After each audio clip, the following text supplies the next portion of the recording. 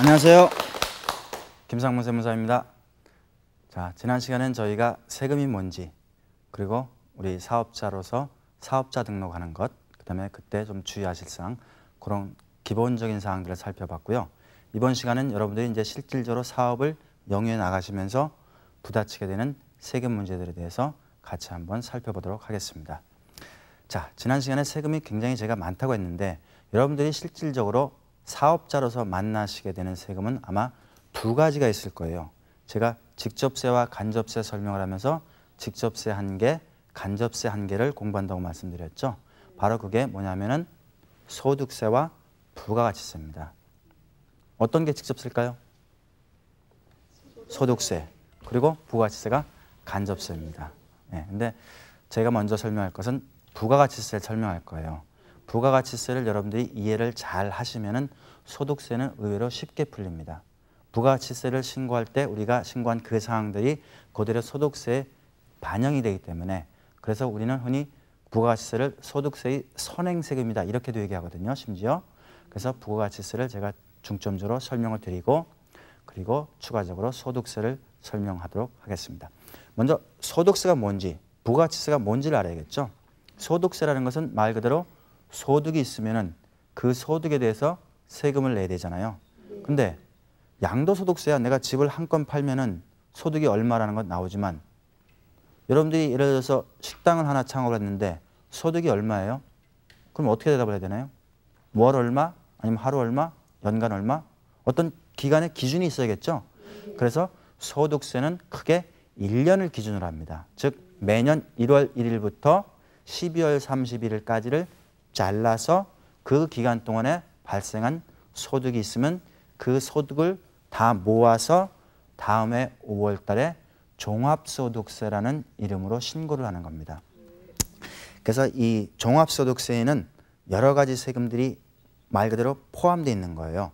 그래서 종합소득세는 뭐 근로소득도 있고 뭐 이자소득, 배당소득 여러 가지 소득도 있는데 여러분들은 아마 그중에서 사업소득을 내시게 될 겁니다. 사업소득은 말 그대로 그 사업자로서 벌은 그 소득에 대해서 내는 겁니다. 근데 만약에 여러분들이 근로소득도 있다면, 즉 예를 들어서 올해 1월부터 6월까지는 월급쟁이로서 회사에서 근무를 하고 7월부터 내가 독립을 해서 사업을 했다 하면 상반기에는 회사에서 받은 근로소득이 있겠죠? 하반기에는 사업소득이 있겠죠? 그러면 내년 5월에 신고할 때는 근로소득하고 사업소득하고 합쳐서 종합소득을 내는 겁니다. 물론 자산이 아주 많은 사람이라서 은행에서 이자 배당 소득이 굉장히 많이 나오면 그것도 합쳐서 내요. 예. 그런 금융소득도 일정 금액 이상일 경우는 합쳐서 내지만 그것은 일반적으로 이제 재산이 많은 고액 자산가들의 얘기고요. 일반인들은 아마 대부분 근로소득하고 그 사업소득을 접하실 텐데 근로소득은 어차피 회사에서 다 연말정산이니 여러 가지 과정들을 다 거치니까 굳이 여러분들한테 설명드릴 필요가 없고요. 오늘은 사업소득에 대해서 말씀을 드리겠습니다. 이런 의문도 있을 거예요. 그럼 양도소득이 있을 때는 어떡하나? 이것도 합치나요? 네, 그렇습니다. 이것은 분류소득이라고 해가지고 그 퇴직소득, 그전에 이제 살림소득이라는 것도 있었는데 살림소득, 이런 양도소득은 분류소득이라고 하죠. 이건 종합소득에 합치지 않고 따로 그거 발생했을 때 그거로 그냥 끝납니다. 그래서 그것은 여러분들이 신경 안 쓰셔도 됩니다. 그래서 그러면 사업소득을 내셔야 되는데 사업소득은 자 1년치를 모아서 그 다음에 낸다 그랬죠. 근데 1년치 모아야 되는데 이 돈을 다 써버리고 그 다음에 내려면은 돈이 빠듯하죠. 여러분들 부담스러울 거예요. 여러분들만 부담스러운 게 아니라 정부도 부담스러워요. 왜냐? 한꺼번에 많이 걷어야 되니까 이 사람이 안 내면 어떻게 하고 부담스러웠죠. 그래서 정부가 꾀를 생각해냈어요. 뭐냐? 일단 선불로 좀 받자. 네. 그래서 그것을 중간연합이라는 제도를 만들어냈어요. 말 그대로 중간에 미리 예비적으로 납부한 데서 중간예납이라고 합니다. 즉 1년이라는 기간이 너무 길다 보니까 세금을 내는 납세자들도 부담스럽고 걷는 정부 입장에서도 빨리빨리 돈을 걷어야지 또 집행을 할 거 아니겠습니까? 그래서 중간예납이라는 제도를 만들어놨어요. 그래서 중간예납이라는 건 근데 말 그대로 예납이니까 정해진 게 아니죠. 금액이. 예, 물론 그 금액을 정해서 신고할 수도 있지만 그렇게 되면 결국은 중간예납 제도를 두게 되면 세금을 소득세를 2번 내게 되잖아요. 번거로우니까 중간예납 때는 보통 그 전해에 반만 냅니다. 그냥 그 전해에 예를 들어서 내가 소득세를 500만 원 냈다 하면 올해는 일단 중간 내림으로써 250만 원을 냅니다. 11월 달에 내고 다음에 5월 달에 이제 1년치에 대해서 세금을 계산할 거예요. 1년치에 대해서 세금을 계산해 보니까 600만 원이더라. 그러면 저번에 중간 연합을 250 했으니까 빼고 나머지 얼마죠? 네, 350. 여러분들 산수 잘 하시네요. 그러면 이제 세금 잘 계산할 수 있습니다. 350을 내시면 되는 거예요. 경우에 따라서 만약에 근데 내가 중간 연합을 250 했는데 그 다음에 완전히 사업이 박살이 났어요. 그래서 1년간 세금을 계산해 보니까 100만 원만 내면 돼. 그럼 너무 많이 냈죠. 그럼 어떻게 돼요? 환급 받는 겁니다. 소득세도 그런 경우는 환급 받는 거예요. 바로 월급장애들이 그 연말정산을 통해서 환급 받는다는 게 월급 받으시는 분들은 중간연합은 아니지만 원천징수라는 것을 통해서 매월 세금을 내잖아요. 그렇죠? 이것을 1년치를 모아보니까는 네가 실질적으로 1년 소득에 대해서 내야 될 세금보다 너무 많으면 환급을 해주는 겁니다. 사업자들도 물론 그렇게 환급이 발생할 수는 있지만 드문 경우죠. 어찌됐든 소득세에서 1년에 2번을 낸다. 한 번은 정상적으로 5월 달에 내 실질적인 소득을 계산해서 내고 하나는 중간연합이라 해서 그 전해 11월 달에 그 전년도에 반을 임시적으로 낸다 하는 것 알아두시고요. 그 다음에 또 소득세가 있습니다. 소득세가 아니라 부가가치세가 있습니다. 부가가치세는 말 그대로 부가가치, 가치를 높였다는 거죠. 가치를 부과했다는 거예요. 그 개념은 뭐냐면요. 이거예요. 자, 내가 맹물을 퍼다가 생수로 팔죠. 내 물 퍼오는 거는 공짜 아닙니까? 물값만 본다면 갖다가 생수로 100원에 팔아요. 그만큼 물의 부가가치를 올린 거죠. 예를 들어서 식당에서 100원에 소주를 한 병 사와서 150원에 소주를 팔아요. 그럼 부가가치를 50원에 올린 거죠. 그죠? 예, 물론 거기에 이제 서비스가 들어가니까 뭐 잔도 제공해주고 좋은 자리석도 제공해주고 들어가니까 이런 것들을 이제 경제적으로 부가가치라고 하는데 이 부가가치에 대해서 세금을 매기겠다는 게 부가가치세입니다. 말 그대로. 예, 그래서 보통 VAT라고 표현을 하는데 이 부가가치세를 여러분들이 조금 잘 이해를 하셔야 돼요. 그래서 이 부가가치세는 이 부가가치에 대해서 이 부가가치를 소비하는 소비자가 부담을 합니다. 최종적으로는 소비자가 부담을 해요. 하지만 세금을 내는 사람은 그 소비자가 아니라 그 중간 단계에 있는 사업자들이 나누어서 내게 돼요. 어떻게 나누어서 내게 되느냐 제가 설명을 드릴게요. 자, 여러분들 식당 하나 창업한다 할게요. 100원짜리 소주를 사다가 150원에 판다고 할게요. 여러분들이 소주를 사올 때는 여러분들이 도매상으로 사오지 않겠습니까? 그럼 여러분들이 도매상 입장에서는 소비자가 되는 거죠. 도매상 입장에서는 여러분들이 소비자죠. 그렇죠? 예. 그럼 여러분들이 100원짜리 소주를 사는데 100원 주는 게 아니라 부가가치세율이 얼마죠? 10%. 그건 아시죠? 그러면 110원을 줘요. 실질적으로는. 나는 100원 주고 사는데 그건 아닙니다. 100원 주고 사왔다면 거기에는 실질적으로 소주값은 91원이고 세금이 9원이 들어가 있는 거예요. 여러분이 의식하든 안 하든 간에 그 물건 가격에 항상 10%의 부가가치세가 들어가 있습니다. 그 총액을 11로 나누시면 돼요. 그러면 그중에서 1이 세금, 부가가치세고 10이 물건값이 되는 거예요. 어찌됐든 100원짜리 소주를 10원을 보태서 110원을 주고 사오고 내가 일단 세금을 그 술 도매상한테 줬잖아요. 영수증이 있어야 될 거 아니에요. 그 영수증으로 받는 게 바로 세금 계산서라는 거예요. 세금 계산서라는 것은 세금을 서로 주고받았다고 하는 세금 영수증입니다. 즉 준 사람 입장에서는 내가 당신의 부가가치세를 내가 받았다고 하는 써주는 영수증이고 받은 사람 입장에서는 그걸 내가 저 사람한테 줬다는 그 영수증이 되는 겁니다.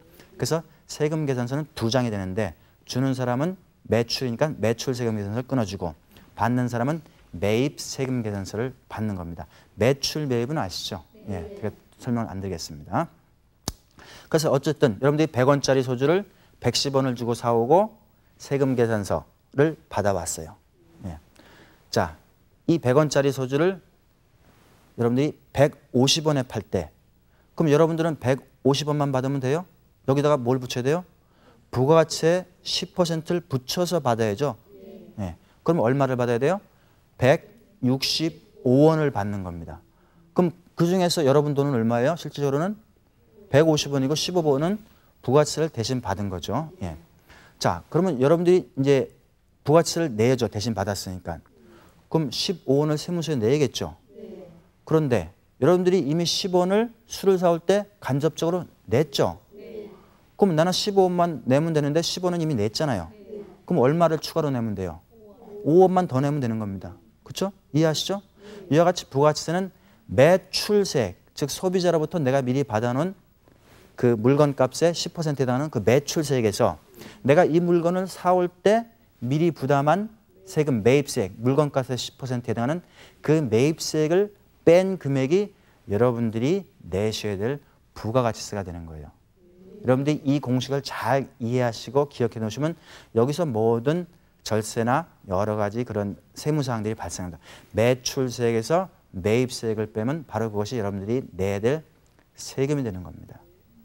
그러면 부가가치세를 조금 내고 싶다. 그럼 매출세액이 커야 돼요? 작아져야 돼요? 부가가치세를 작게 내고 싶어. 매출세액에서 매입세액을 빼서 부가가치세가 나와요. 부가가치세가 작아지려면 매출세액은 커야 돼요? 작아야 돼요? A에서 B를 빼서 C가 나와. C가 작아지려면 A가 작아져야죠. 매출세액이 작아져야죠. 매입세액은 반대로 커져야 되는 겁니다. 예. 매출세액이 작아져야 되는 겁니다. 여기에서 바로 그 사람들이 흔히 얘기하는 뭐 매출 누락했다는 말 여러분 들어보셨어요? 매출 누락을 그냥 강제로 줄인 거예요. 이게 바로 매출 누락입니다. 부가가치세 조금 내려고. 나중에 걸리면은 누락한 부분보다 더 많이 내죠. 예. 어찌됐든 그렇게 하는 겁니다. 또 매입세액을 키우려다 보니까 실제로 매입도 안 했는데 매입한 것처럼 가짜 세금계산서를 막 받아오는 거예요. 그런 걸 막 파는 사람도 있어요. 여러분 자료상이라고 들어보셨죠? 그 세금계산서 파는 사람이 자료상이에요. 아주 공익임선달이죠. 네, 아주 나쁜 사람들입니다. 어찌됐든 그렇게 해서 막 탈법적으로 그런 방법을 사람들이 쓰기도 합니다. 네. 하지만 우리들은 그런 탈법적인 방법이 아니라 합법적으로 내가 어떻게 매출과 매입을 정확하게 신고할 건지 여러분들이 아셔야 됩니다. 특히 매출은 어차피 여러분들이 정해지니까 실질적으로 내가 발생한 매입이라면은 그 매입에 대해서 정확한 세금 계산서나 기타 증빙을 첨부하면 다 인정을 받을 수가 있어요. 근데 왕왕 그렇지 못한 경우도 있는데 그것은 제가 나중에 또 추가적으로 말씀을 드리겠습니다. 자, 그러면은 부가가치세는 매출세액에서 매입세액을 빼서 계산한다고 했는데요. 만약에 매출세액에서 매입세액을 빼서 계산해야 되는데 매출세액보다 매입세액이 더 크다. 그럼 내야 될 세금이 플러스입니까? 마이너스입니까? A에서 B를 빼서 C가 나오는데 B가 A보다 크면은 마이너스가 되죠. 그죠? 그러면은 어떻게 해야 돼요? 세금을. 그렇죠. 아까 소득세는 똑같은 개념입니다. 그렇죠? 내가 이미 100원짜리를 사와서 150원 낼 때는 내가 5원을 추가로 냈지만은 거꾸로 내가 사업을 하기 위해서 인테리어도 하고 에어컨도 사고 뭐 프랜차이즈 만약에 가맹을 했다면 가맹비도 내고 처음엔 비용이 많이 발생해요. 그죠? 그래서 예를 들어서 1,000원의 비용이 발생했어요. 100원의 부가가치세를 냈습니다. 1,100원을 냈어요. 근데 실질적으로 매출은 500밖에 안 됐어요. 그러면 550원을 받았겠죠. 소비자로부터. 100원은 이미 냈는데 소비자로부터 받은 거는 500밖에 없어요. 참 50원밖에. 그러면 내가 50원을 너무 많이 낸 거죠. 마이너스가 됐으니까. 그렇죠? 그러면 그것은 돌려받는 거예요. 그것을 부가가치세를 환급받는다고 얘기하는 겁니다. 그래서 이 창업자들이 초기에는 환급받는 경우가 자주 발생합니다. 그럴 수밖에 없는 게 초기에는 매입이 많거든요. 그죠? 왜냐하면 물건이 있으니까 물건들도 좀 많이 사놓게 되니까 재고도 생기게 되고요. 또 초기에는 시설비나 이런 인테리어비나 여러 가지 투자 비용이 많이 들어갑니다. 그렇죠? 네. 그런 것들이 다 매입이거든요. 매입이 꼭 물건만 매입이 아니라 그런 여러분들이 사업과 관련해서 발생된 모든 비용이 다 매입이 되는 거예요. 그래서 초기의 창업자들은 이 매입이 상당히 크기 때문에 10중 8구 환급이 발생할 확률이 높습니다. 그렇기 때문에 여러분들이 환급을 받고 싶으면 사업자 등록증을 할 때 간이로 신청을 하면 된다 안 된다? 안 되는 겁니다. 이제 이해를 하셨죠? 예. 그렇게 해서 환급을 받으시고요. 자, 그러면 간이는 왜 그러면은 환급이 안 될까? 생각해 봅시다. 자, 매출세액에서 매입세액을 빼서 부가가치세를 계산한다고 했어요. 이게 말은 쉽지만은 매출세액을 계산하고 매입세액을 계산하려면 이게 또 머리가 찌끈찌끈해집니다. 예. 그래서 영세한 사업자들은 이게 또 골치 아파요. 그래서 이러한 복잡한 절차를 생략하고 간단히 매출에다가 그냥 일정 비율을 곱해갖고 세금을 계산하는 게 바로 간이가세자입니다. 자, 그러면 매출에다 일정 비율을 곱한다 그랬죠? 비율은 물론 양수겠죠. 그렇죠?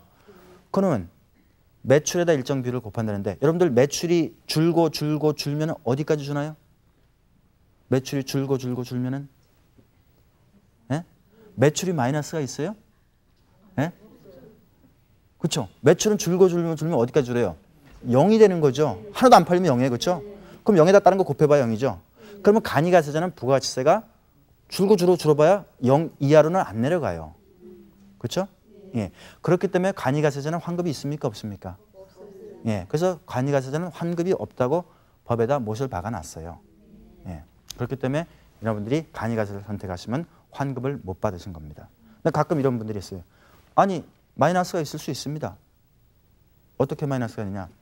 물건 하나 팔았어요. 외상으로. 떼먹혔어. 그럼 마이너스예요? 떼먹힌 건 별도고요. 어쨌든 그건 매출이 일어나는 거니까 떼먹혀도 부가가치세는 내야 되는 겁니다. 그렇죠? 그래서 매출이 마이너스가 갈 수는 없죠. 어찌됐든 그렇게 해서 부가가치세를 낸다는 걸 알아두시고요. 그래서 매출세액과 매입세액을 뺏어가는데 그럼 매출세액이 얼마인지를 어떻게 하느냐. 내가 세금 계산서 끊어주지 않았겠어요?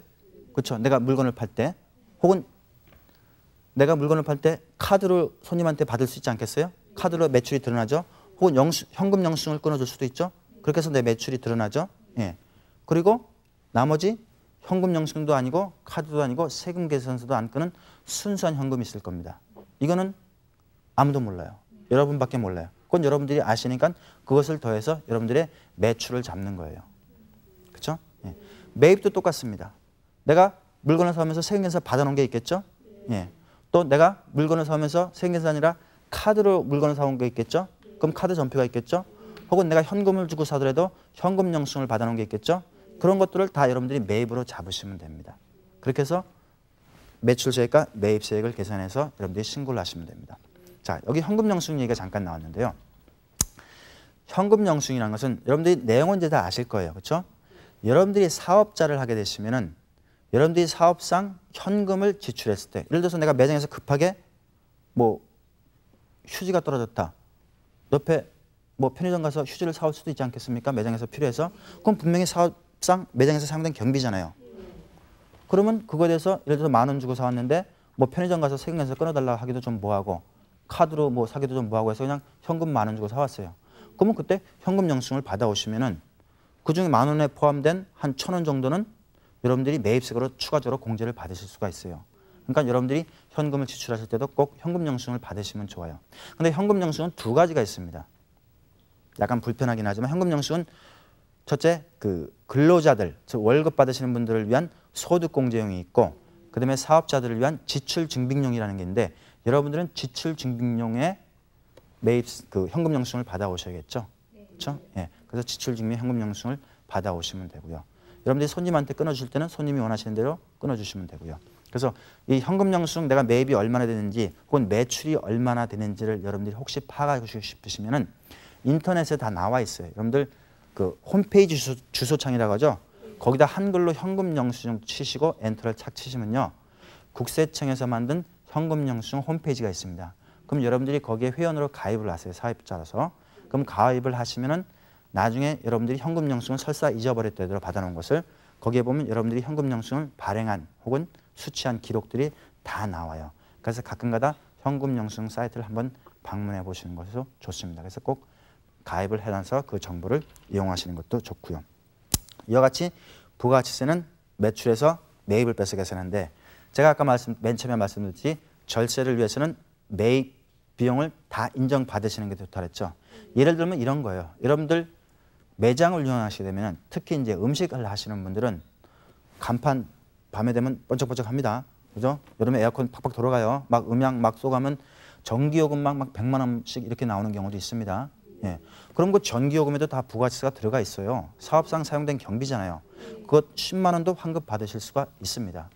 근데 그러려면 이 전기요금이 내가 매장에서 사용되는 전기라는 걸 증명해야죠. 예. 그러니까는 세금계산서를 받아야 되는데 한전에 세금계산서 받기 힘들잖아요. 그럴 때는 한전에 신고하셔가지고 가정 그 지도영수증 날라오죠. 거기에 보면 이제 물건을 사는 사람을 공급받는 자라고 하는데 그 공급받는 자의 사업자 등록번호가 가정용은 아무것도 없어요. 그냥 설탕 표시가 나올 거예요. 근데 사업자용은 거기 사업자 번호가 나옵니다. 그러면 그것은 세금 계산서랑 똑같은 효력을 발휘합니다. 이와 같이 여러분들을 신고를 하시면 받으실 수가 있어요. 이런 것들이 공과금들이 대부분 그렇습니다. 여러분 전화요금, 핸드폰 요금, 혹은 뭐 그 경비, 세콤 뭐 아니면 뭐 텔레카빈 이런 것들이 있죠. 그런 경비 혹은 요새 매장에 보면 다 위성방송 설치합니다. 이런 지로 영수증으로 받는 대부분의 요금들에는 다 부가가치세가 포함되어 있고요. 그런 업체에다 연락을 하셔가지고 여러분의 사업자 등록증을 보내주시면은 그 지로 영수증에 여러분의 사업자 등록번호가 찍혀 나옵니다. 그것은 여러분들이 매입세액으로 공제 받으실 수가 있고요.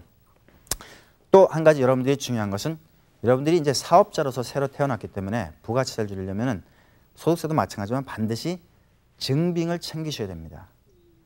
예. 여러분들이 말로 나 매출이 얼마야, 나 말로 매입이 얼마야, 경비 얼마 나갔어. 이거는 여러분들 마음속에 있는 거지 세무서에서는 그거를 인정해 줄 수가 없어요. 객관적으로. 그렇죠? 예. 내가 얼마의 경비를 썼는지 얼마의 매출이 있는지는 증빙이 있어야 됩니다. 증빙. 예. 이 증빙을 여러분들이 잘 받아 놓으셔야 돼요. 그러면 아무 데서나 갖는 그냥 간이 영수증 이것도 증빙이 되느냐? 되는 경우도 있고 안 되는 경우도 있습니다. 그래서 세법에서는 적격 증빙이라는 걸 만들어 놨어요. 이런 것들을 받으면은 부가치세법상 혹은 소득세법상 정상적인 증빙으로 인정을 해주겠다 해서 만들어 놓은 것인데 그 대표적인 것이 바로 세금 계산서입니다. 세금 계산서 받을 수 있으면 세금 계산서 받으시고요. 그 다음에 계산서라고 있어요. 계산서는 세금자가 빠졌죠? 네. 계산서는 똑같은데 뭐냐면 면세품을 주고받을 때예요. 면세품. 여러분 뭐 쌀이니 야채니 이런 거 있잖아요. 그런 면세품 그런 것은 계산서를 받습니다. 그 외에 신용카드 혹은 현금 영수증 이런 것들을 우리가 보통 적격 증빙이라고 하거든요. 그래서 여러분들이 경비를 지출하실 때는 반드시 그러한 적격 증빙을 받아 놓으시고요. 근데 그것도 못 받는 경우가 가끔 생길 수가 있습니다. 불가피하게. 예를 들어서 뭐 가끔 보면 뭐 트럭에다가 계란 싣고 다니면서 계란이 왔어요. 이런 분한테 계란 한 판 사갖고 이제 매장에서 후라이로 해서 이렇게 손님하는데 뭐 세금계산을 받겠어요? 카드를 받겠어요? 그렇다고 안 살 수도 없고 바쁜데 그렇죠? 예.